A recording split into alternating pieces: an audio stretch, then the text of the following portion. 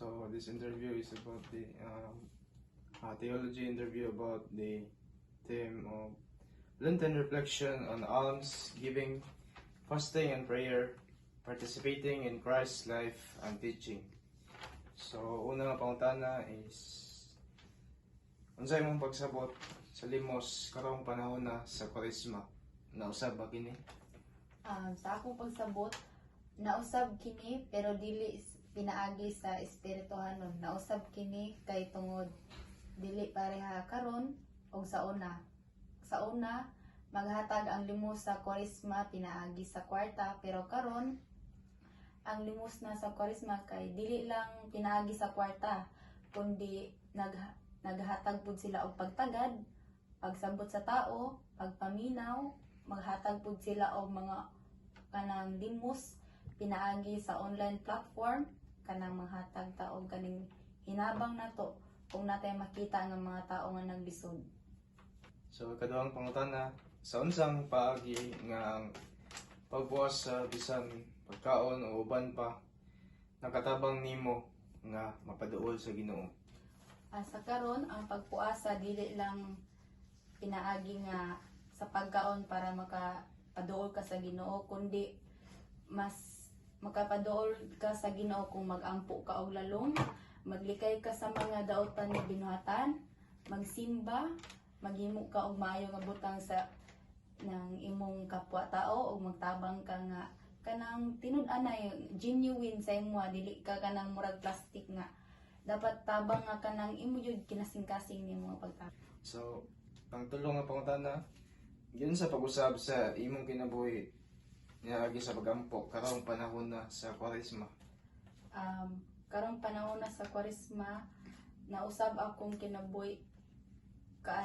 gikan sa tungod sa pagampo kay tungod mas nipaduol ko sa Ginoo, mas nahatagan ako og bili nga tinuod ang pagampo samot na kung naa kay problema kay kabalo ta nga kung magampo ta di jud ta niya pasagdan og mas nilalom ang atong relasyon sa Ginoo kay mas dako pa ang atong salig sa iya kay kabalo man ta nga tanan na atong giampo tinuod og iyang madungog kaysa naman ato i-share sa uban. Mas maayo nga mas magpaduol ta sa Ginoo kay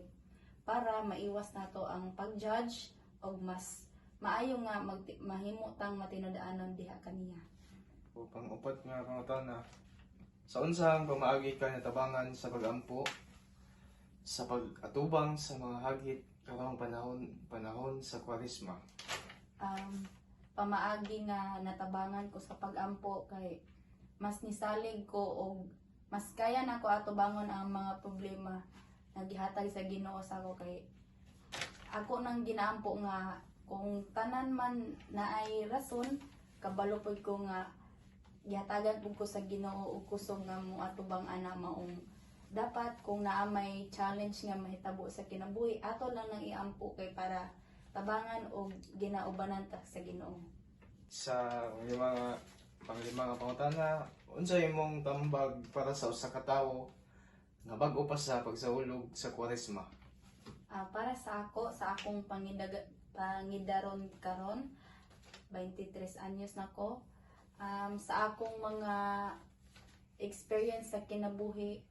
ang akong ikatambag ra jud sa mga batan-on or mga kabataan karon nga dasig lang jud, magampo lang jud ta kung unsa man gani ang mga mahitabo sa tong kinabuhi kay tungod sa pagampo mas dapat makita nato nga lig-on ta kay permita gi-guide sa Ginoo og tanan nga atong ganing mga kalisod dapat ato isulti gyud para sa iya, isulti nato sa iya nga dapat siya ang atong comfort kay kabalo ta nga siya ra pud ang atong kasaligan og siya ra pud ang nakabalo nganong ato pud ang naagian. So, mao lang daw kung mapangutan na base sa in relation to